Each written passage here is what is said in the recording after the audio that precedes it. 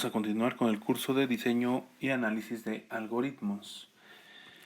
Vamos a hablar sobre los tiempos de ejecución comunes. Ya hemos hablado de estos tiempos de ejecución en otros videos, pero ahora vamos a dar algunos ejemplos para visualizar de qué hablamos cuando decimos que un algoritmo tiene cierto tiempo de ejecución. Entonces vamos a comenzar por el más simple, que es el tiempo de ejecución constante. El tiempo de ejecución constante, o también llamado Omicron de 1, que viene, de evidentemente la notación Omicron de n elevado a la 0. Es un tiempo de ejecución que no depende del tamaño de la entrada. Por ejemplo, dado un arreglo de n elementos, pues de n elementos ordenados, determinar cuál es el elemento más grande. Entonces, pues simple y sencillamente, no importa el que sea el tamaño de la entrada, simple y sencillamente nos vamos al inicio o al final, dependiendo si está ordenado de menor a mayor o de mayor a menor, y damos ese elemento. No importa cuántos elementos haya. O otro ejemplo es, dado un arreglo de n elementos, devolver los primeros k elementos, donde k es un valor constante.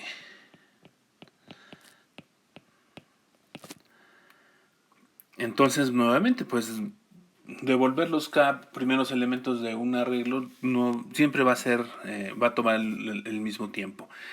Entonces, en términos de la ejecución, pues no importa. ¿Por qué? Recordemos que nuestra notación de asintótica nos dice, por ejemplo, para caracterizar este algoritmo que devuelve los k primeros elementos, pues vamos a tener que va a ser el valor de k multiplicado por n a la 0. ¿Ok?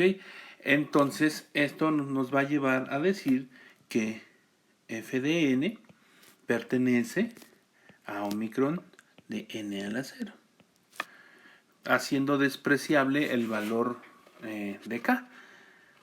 Okay. En términos de crecimiento asintótico, no importa el valor que puedan tener las constantes. Así sea un número muy grande, el que importa es que no depende del tamaño de la entrada.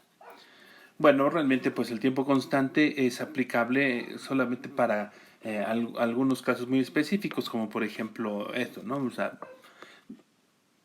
identificar partes de nuestro algoritmo que no dependen del tamaño de la entrada, podemos utilizar esta definición. Bueno, el siguiente, tiempo sublineal. Aquí sí ya depende del tamaño de la entrada. Lo marco que es Omicron del logaritmo de n, pero es muy eficiente. No hay muchos algoritmos que sean así, pero el tiempo de ejecución crece muy poco con respecto al tamaño de la entrada. ¿Ok? De hecho, en un video anterior les mostraba los gráficos o el comportamiento gráfico de cada uno de estos tiempos de ejecución. Si nosotros tenemos acá nuestras n y acá f de n, cuando el tiempo de ejecución es logarítmico, pues la respuesta es algo así. ¿Ok? Entonces, conforme va creciendo más la n, pues sí, va creciendo el costo de f de n, pero ya crece muy despacio con respecto al tamaño de la entrada. ¿Ok? Entonces, básicamente esta es la función inversa, o literalmente es la función inversa de la exponencial. La exponencial es así. ¿Ok? Donde va creciendo muy rápido con respecto al tamaño de la entrada. Entonces es bastante eficiente considerar considerar una función que sea como esta. Bueno, aquí estoy borrando. Ay, está muy grande esto. Bueno, ni modo, ni modo.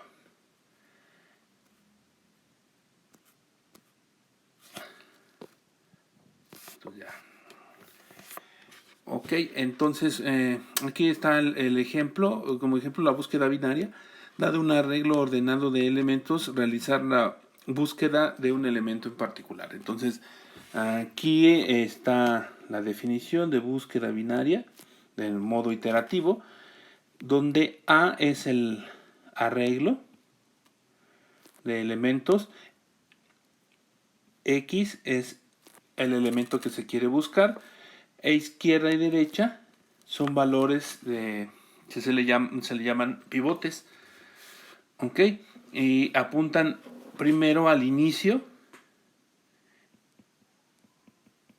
y el otro al final del arreglo. Entonces, como se puede ver, el algoritmo consiste en que calcula un valor medio, el cual es la suma del el valor, de hecho, el valor que está en medio entre el valor de izquierda y de derecha.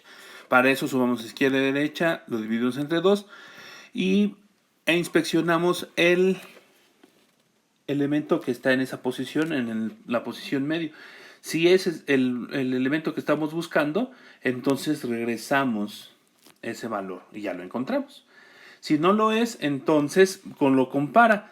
Ya sabemos que no es igual, por eso es el if en este pseudocódigo. El if es si no qué, si no es a de en medio igual al dato que estamos buscando, entonces decimos es menor que el valor que estamos buscando. Si es menor, entonces movemos nuestro pivote de la izquierda a la posición del medio más 1. Y si no, lo movemos en la derecha a la posición del medio menos 1. Esto va a continuar mientras el valor de izquierda sea menor o igual al de derecha. ¿Ok? Si terminamos y no se encontró nada, pues se regresa un menos 1, indicando que no se encontró, ¿no? ¿Cómo sabemos que esto es una función sublineal? Bueno, lo importante aquí es determinar cuál es esa función de comportamiento. ¿Ok? Entonces, lo que vamos a hacer, en la literatura se le llama ley de las sumas, pero bueno, lo vamos a hacer muy simple. Vamos a ir paso por paso en este análisis, y así es como vamos a hacer con muchos de los algoritmos. Primero, este ciclo while abarca hasta acá. Se ejecutan todas estas partes. ¿Ok? Ahorita revisamos cuántas veces se ejecuta, ahorita lo analizamos. Esta parte del código, ¿cuánto tiempo toma? Exactamente. Va a ser Omicron de 1. Calcular el punto medio no depende del tamaño de la entrada. Lo mismo con determinar si el medio es el dato que estamos buscando. Va a pasar lo mismo, regresar también es constante, no depende del tamaño de la entrada.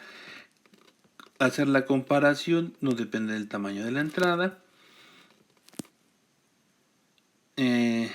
Mover el pivote no depende del tamaño de la entrada.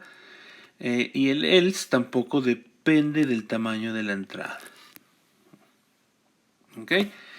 Y finalmente se ejecuta un regresar también, que tampoco depende del tamaño de la entrada, es constante.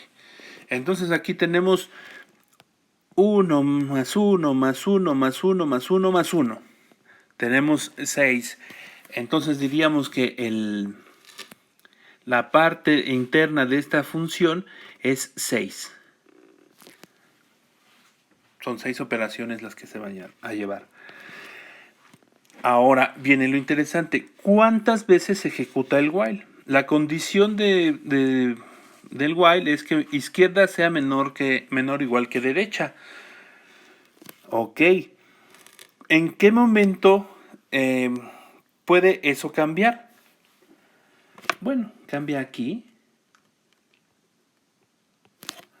O cambia aquí. ¿Estamos? Entonces, en alguno de esos dos momentos se va a cambiar. Pero cambia en función del valor medio que estamos calculando. Entonces, en cada iteración, ¿cuántas veces o en qué orden se va a desplazar cada uno de los pivotes? Pues cada uno de los pivotes se va a desplazar a la mitad. ¿Ok? Entonces, la entrada, o los datos con los que estamos trabajando se reducen a la mitad en cada iteración por esta instrucción. De tal forma que voy a estar dividiendo entre 2 constantemente. En el peor de los casos, que es este, que no encuentro el dato que se está buscando, entonces, ¿cuántas veces se ejecutó el while? En ese peor de los casos, que no se encuentra el dato. Ah, caray, pues ¿cuántas veces se puede dividir la entrada en 2? ¿Ok? Es decir, yo tengo n al principio, después tengo n sobre 2, después tengo n sobre 4, después tengo n sobre 8 y así sucesivamente. Hasta que cuando ya no se puede dividir entre 2, evidentemente son enteros. Pues hasta que lo que queda por expansionar sea 1. ¿Y existe alguna forma de determinar cuántas veces puedo dividir entre un número un valor? Pues resulta que sí, y es la función logaritmo. Logaritmo base 2, este es el, digamos, en las partes que estoy dividiendo, de n. Así de que esta parte que es el while se ejecuta logaritmo base 2 de n veces.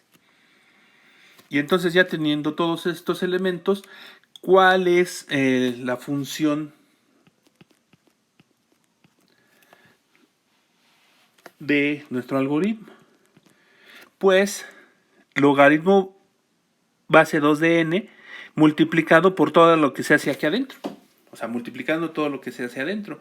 Y adentro se hacen 6 operaciones.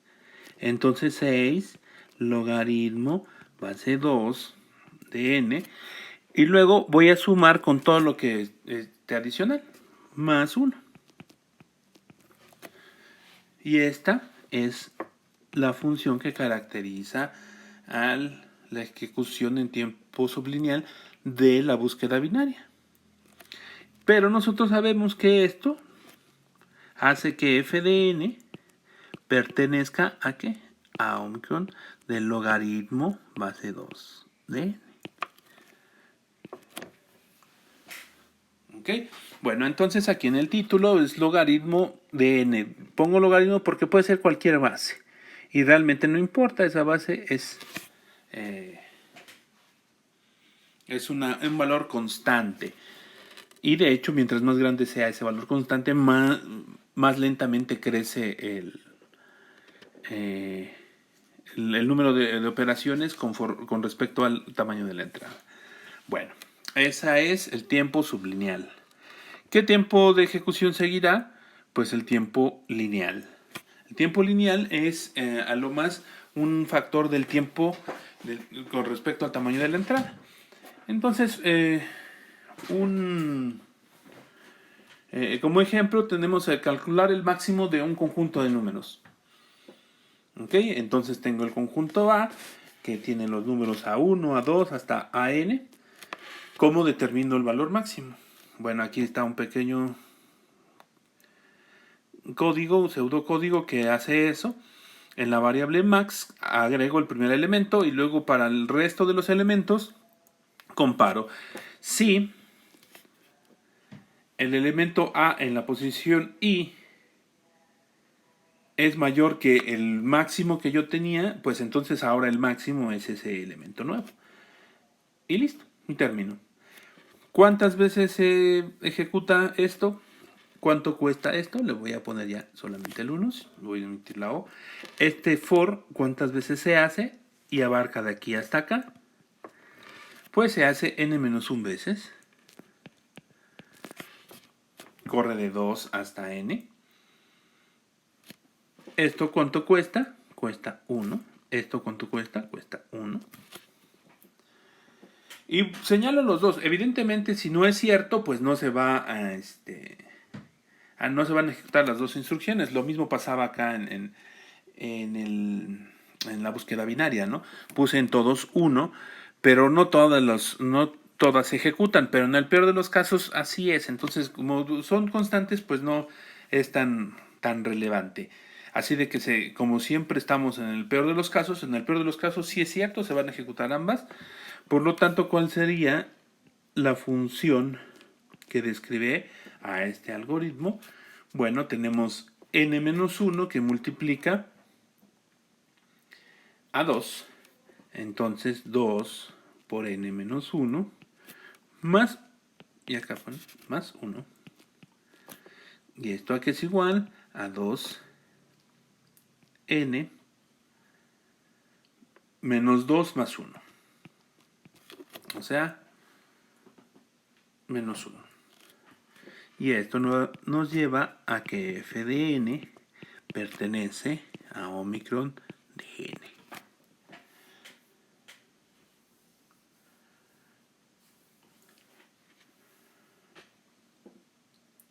Ok, entonces ese es el tiempo de ejecución lineal.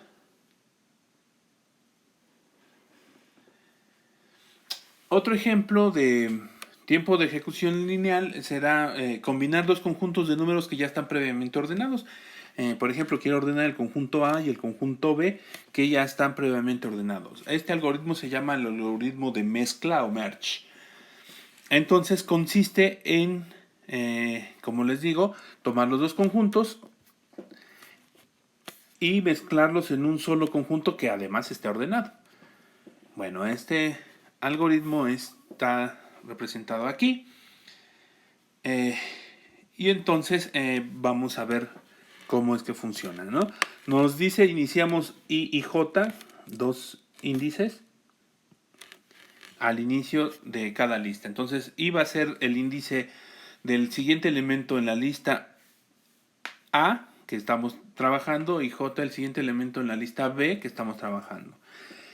Mientras no estén, ambas listas no estén vacías, sean no vacías, entonces vamos a comparar. Lo que hacemos es comparar, un poco como en el dibujo que está acá, comparamos el elemento que está al inicio de la fila que no hayamos procesado previamente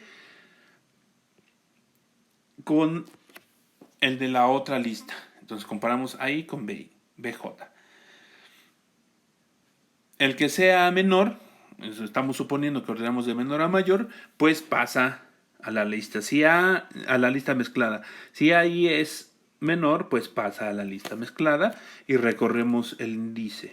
Si BJ es menor, entonces él es el que pasa.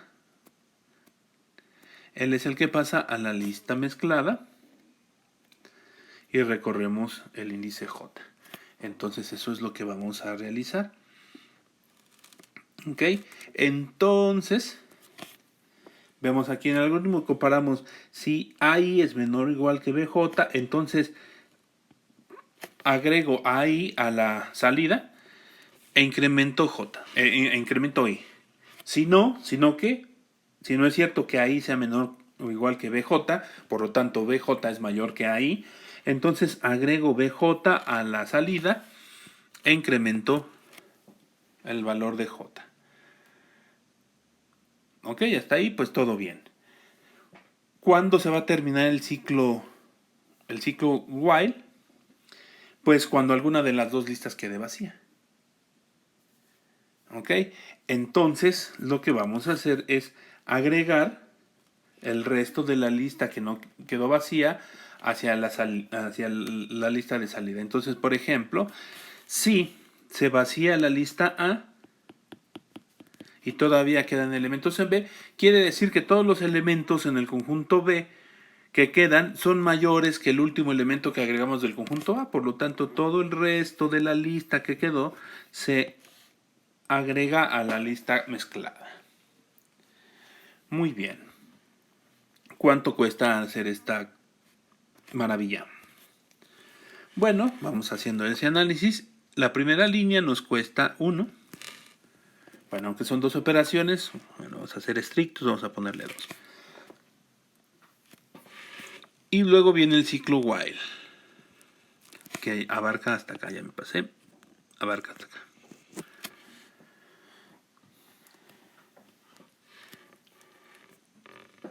Hacer la comparación y agregar a la salida a incrementar son 3 operaciones. Esto cuesta 3 y esto cuesta 3. Aquí podemos ver que en el peor de los casos va a ser 3 para cualquiera de los dos porque son excluyentes. Así de que la parte de adentro solamente vale 3. Como ya hemos visto, tampoco es tan importante porque las constantes se van a perder al final. ¿Cuánto cuesta esta parte? Me paso por aquí. ¿Cuántas veces se ejecuta el while?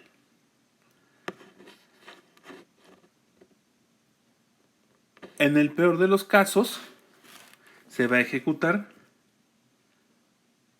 2n. ¿Por qué? Porque en el peor de los casos siempre se van a estar intercalando los valores de A y de B hasta que se termina una de las listas. Bueno, y en tal caso sería -1, en el peor de los casos. ¿Ok? Aquí podemos, es un ejemplo donde, bueno, y eso sería ahí. ¿Cuánto cuesta agregar el resto de la lista que quedó? Pues en el peor de los casos costaría n. ¿Por qué?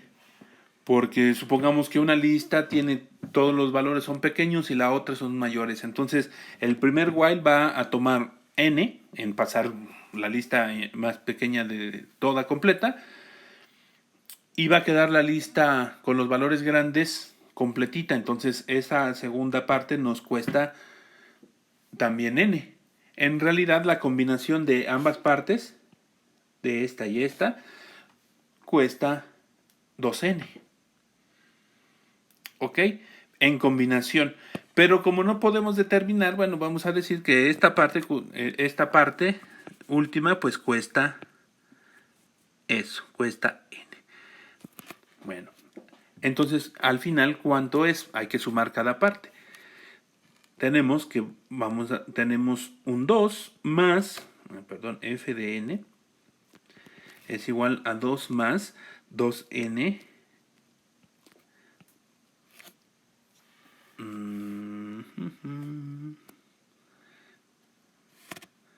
2n, aquí me estoy equivocando, menos 1 más n. Y si hacemos las cuentas, espero no equivocarme por hacerlo de memoria, 2 menos 1 es 1, 2n más n es 3n, entonces nos queda 3n más 1. Creo que sí. Pero pues al final de cuentas lo que importa es que f de n pertenece a Omicron n.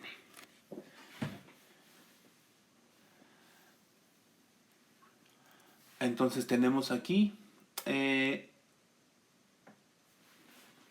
ejemplo de que vale eso, utilizando este método que estamos introduciendo, ¿no? Analizando cada línea, cada parte, cuál es el costo. Otra forma es decir, voy a hacer un teorema y bueno, llegamos al teorema de esta forma, como lo estamos haciendo. Es decir, bueno, esta es cómo yo creo que se comporta. No es suficiente para demostrar que así es en muchos casos. En otros tal vez sí lo sea porque es muy evidente, pero en este no es tan evidente. Entonces, vamos a ver. Tenemos un teorema, decimos que la combinación de los dos conjuntos toma un tiempo de Omicron de n. ¿Ok?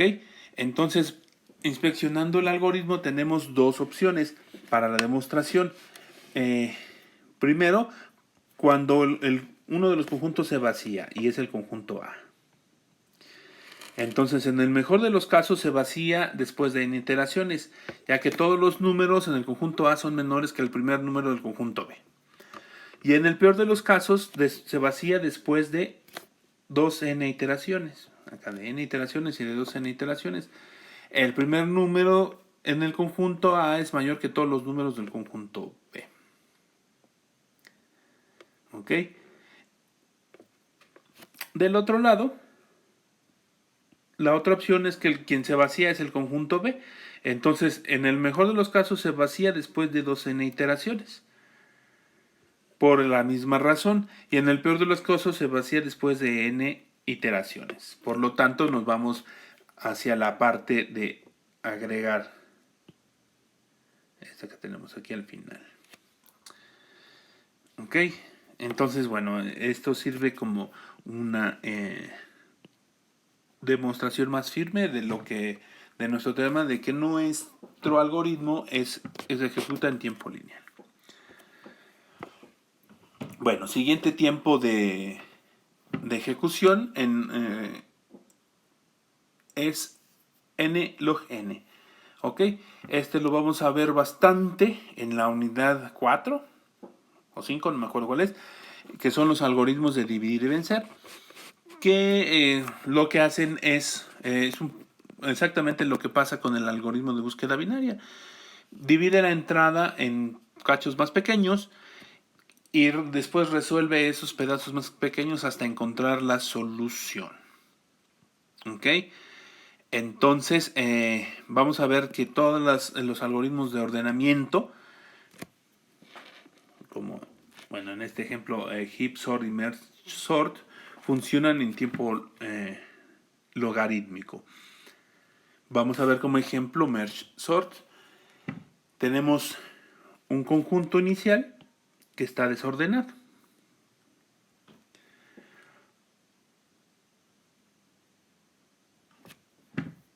¿Ok? Entonces, este conjunto inicial llegamos al punto en el que cada uno de los elementos es un solo arreglo. ¿Ok? Entonces, al mezclar estos dos conjuntos, por ejemplo, el conjunto que tiene el 5 y el conjunto que tiene 2 con nuestro algoritmo que acabamos de ver, pues nos da un conjunto del doble del tamaño, pero ya ordenado. En el entendido que un conjunto o una lista con un solo elemento, pues está ordenada. ¿Ok? Entonces, al mezclarlos, tenemos que este conjunto de dos elementos está ordenado, que este conjunto de dos elementos está ordenado, este conjunto de dos elementos está ordenado y este conjunto de dos elementos también está ordenado. Entonces, ¿qué hacemos? Pues hacemos lo mismo. Ahora mezclamos esos conjuntos que están ordenados con el mismo algoritmo que ya conocemos y obtenemos un conjunto de 4 elementos que ya está ordenado y otro conjunto de 4 elementos que ya está ordenado. Hacemos lo mismo, combinamos y obtenemos un conjunto con todos los elementos que originalmente había, que eran 8, y que ya están ordenados.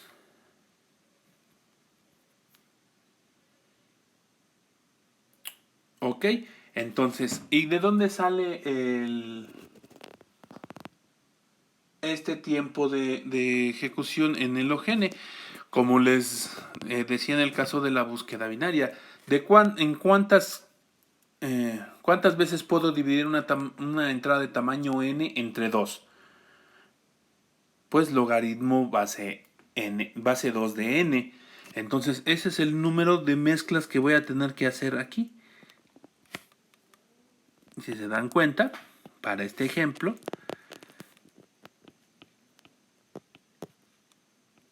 tenemos logaritmo base 2 de 8, que es efectivamente 3, niveles donde se va a mezclar.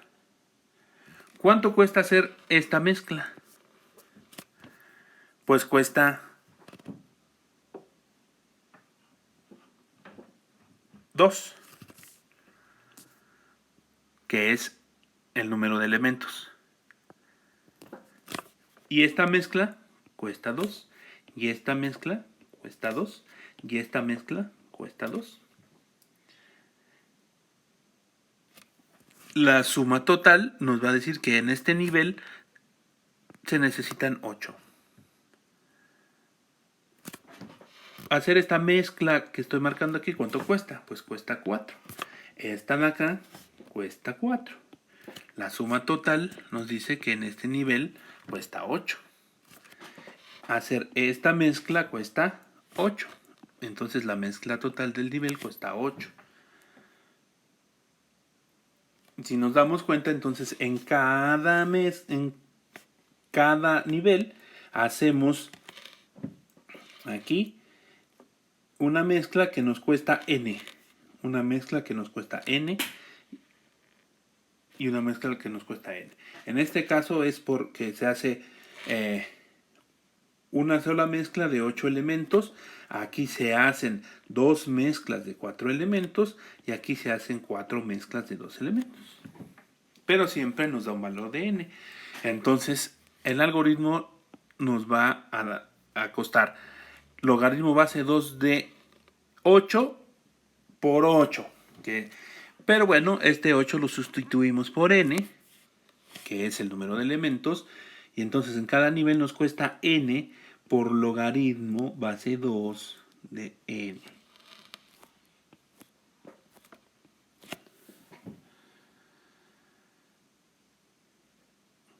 Ok, bueno, esto ya lo veremos más a profundidad en la unidad correspondiente. Siguiente tiempo de ejecución es el tiempo cuadrático. Pues aquí ya vimos un ejemplo, el emparejamiento estable, que toma n cuadrada. Pero, por ejemplo, simulaciones de sistemas de partículas, sistemas gravitatorios, o un ejemplo muy simple como dados n puntos, encontrar la pareja que esté más cerca. Es un problema muy simplón, pero pues resulta que toma n cuadrado encontrar esa pareja. ¿Y cómo sería? Bueno, tomo cualquier par de puntos, el primero y el segundo, que estén en la lista, calculo su distancia y ese es el mínimo. Como siempre es la distancia euclidiana, necesito sacar la raíz, pero la raíz no contribuye en la comparación. Si dos puntos son mayores o menores, me puedo ahorrar ese paso. Entonces calculo el mínimo. Entonces a esto le voy a marcar que me cuesta 1.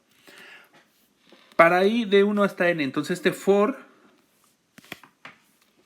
que va de aquí hasta acá, ¿cuántas veces se hace?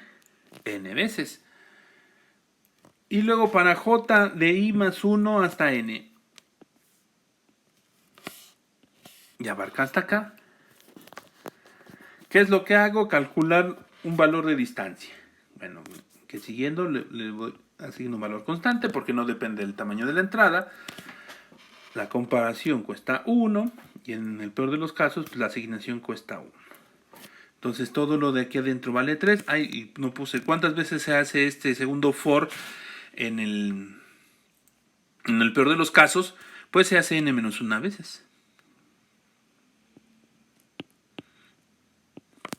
¿Sí? ¿Por qué? Porque en el peor de los casos, que es el primero, inicio en i más 1, cuando i vale 1 es inicio en i más 2 y luego hasta n. Y entonces aquí vengo, ok, vamos a hacer la suma f de n, aquí es igual a 1 más n, que multiplica a qué? A n menos 1, que multiplica a qué? A 3. Y esto nos da 3 3 por n cuadrada menos 3 más 1. O sea, 3n cuadrada menos 2. Y esta es la función que denota el comportamiento de este algoritmo. Pero nuevamente vemos que f de n pertenece a Omicron de n cuadrada.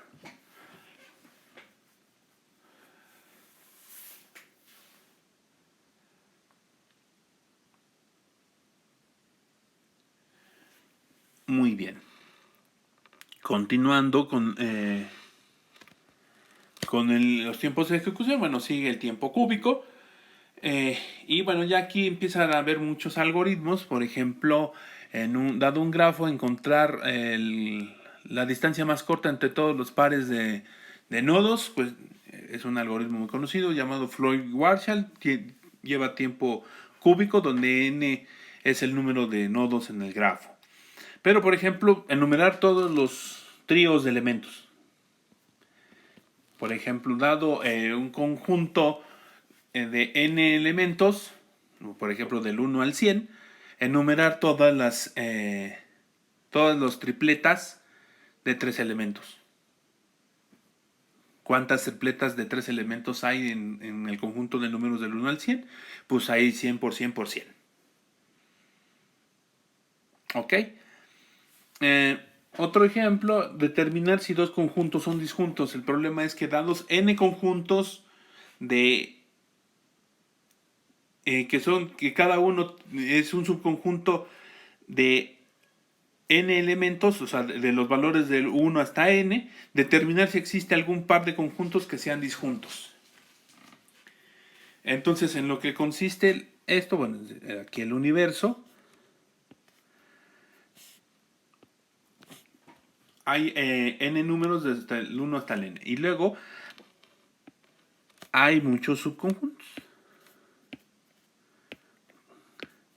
Entonces, lo que quiero saber es si existe alguna pareja de conjuntos que sean disjuntos. ¿Ok? Entonces, aquí visualmente puedo decir que este y este son disjuntos. Pero, ¿cómo determinarlo? Bueno, pues tengo que agarrar cada pareja de conjuntos. ¿Cuántas parejas hay? Pues n por n. Y en el peor de los casos, ¿cuántos elementos tiene cada conjunto? Pues n. Entonces, para cada pareja que son n por n, tengo que comparar n diferentes elementos. Y eso está aquí, ¿no? Entonces, este for de hasta afuera, que abarca hasta acá, se hace n veces para cada conjunto SI. ¿Cuántos conjuntos diferentes hay? Dijimos que hay n. Para cada otro conjunto S, pues aquí este va a ser n-1 porque dice otro conjunto, o sea que no puede ser SI. Y ahora para cada elemento del conjunto, ay Dios, sí, ¿no? Este for se hace esta parte. Para cada elemento P del conjunto SI, determinar si también está en el SJ, ¿no? Bueno, buscarlo en el otro puede ser rápido, constante, pero en el peor de los casos, ¿cuántos elementos tiene el conjunto SI? Pues tiene n. Y si es cierto que no hay ningún conjunto, entonces reportar que son disjuntos. Entonces esto cuesta 1, esto cuesta 1. Entonces f de n es igual a n que multiplica, o sea, esa primera n es esta, que multiplica a n menos 1, que multiplica ¿a quién? A n más 2.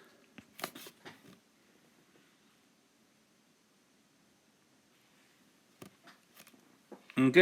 Entonces vamos a tener que esto es n por n cuadrada por n cúbica. Y luego 2n cuadrada más 2n cuadrada. Y luego menos n cuadrada menos n cuadrada menos 2. Si no me falla el álgebra de memoria. Y esto nos dice que es n cúbica más n cuadrada menos 2. Ay Dios. Y esto es que f de n pertenece a Omicron de n cúbica.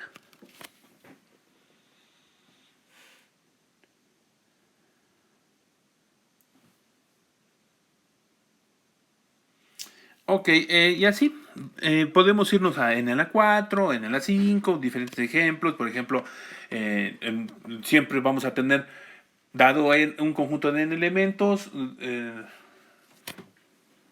encontrar las 4 tuplas. Y luego, dado el conjunto de elementos, eso cuesta, bueno, las 4 tuplas cuesta O de n a la 4. Encontrar las 5 tuplas cuesta O de n a la 5. Y así sucesivamente. Bueno, en general, el tiempo polinomial de Omicron de n a la k, hay un problema que es interesante, que es el conjunto independiente. Ya lo había mencionado en el preámbulo, creo. Bueno, en alguno de los primeros videos. Y dice que dado un grafo, es decir, un conjunto de bolitas llamadas nodos y un conjunto de aristas, que diga de parejas llamados aristas, determinar si existen k nodos tales que no están unidos por una arista. ¿Ok? Entonces, por ejemplo, aquí en este pequeño dibujito que hice, pues si puedo tomar este. Ok. ¿Quién pertenece al conjunto independiente si tomo como pivote S? Pues los que no estén unidos a él. Puedo tomar este. Y con ese ya no hay ninguna posibilidad de agregar ningún otro. Con ese todos los demás están conectados. ¿Ok? Entonces calculé un conjunto independiente de tamaño 2. ¿Ok? Bueno, pero la pregunta es, ¿existe un conjunto independiente de tamaño k? Bueno, la solución toma un tiempo de Omicron de n a la k. Evidentemente, mientras más grande sea el conjunto independiente que quiero ver si existe, pues más tiempo va a llevar. Entonces, para cada subconjunto S de tamaño k, de k nodos, checar si es un conjunto independiente. Y si es un conjunto independiente, pues reportarlo. Básicamente, es muy simple este algoritmo.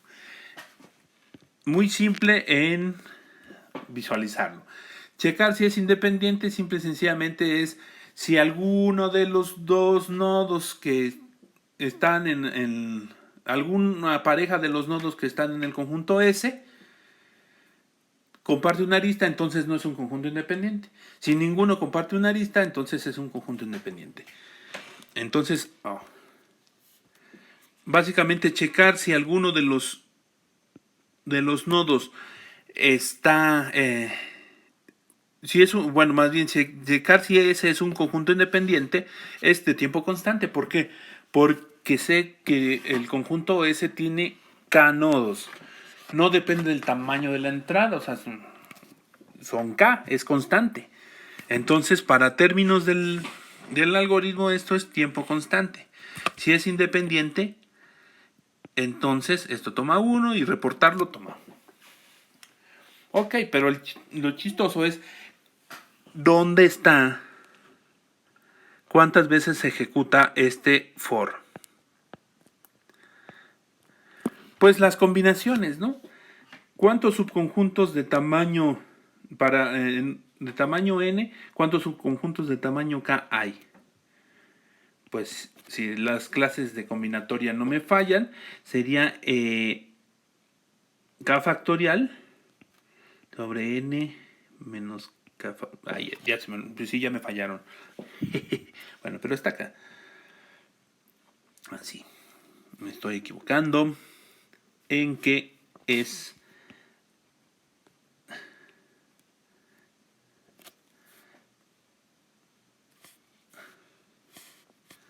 es n factorial entre n menos k factorial por k factorial.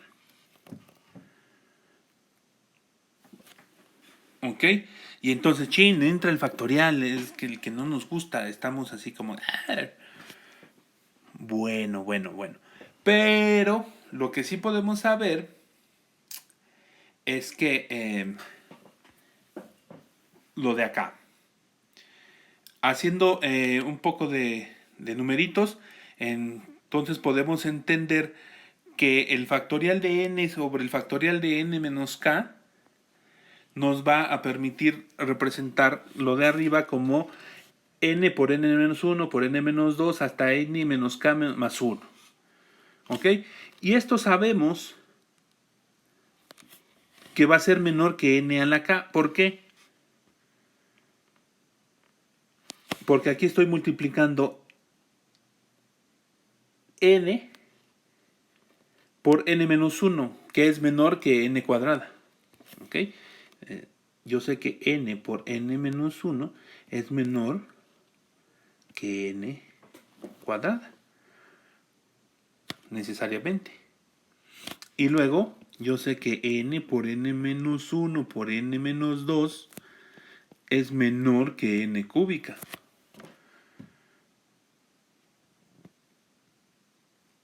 Y así me lo puedo llevar hasta llegar a esta parte. N por n menos 1 por n menos 2 por n menos k más 1 es menor que n a la k. ¿Ok? Y lo de abajo es simple y sencillamente el factorial de k.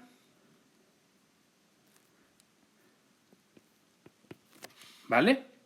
Entonces, pero k es constante, ¿no?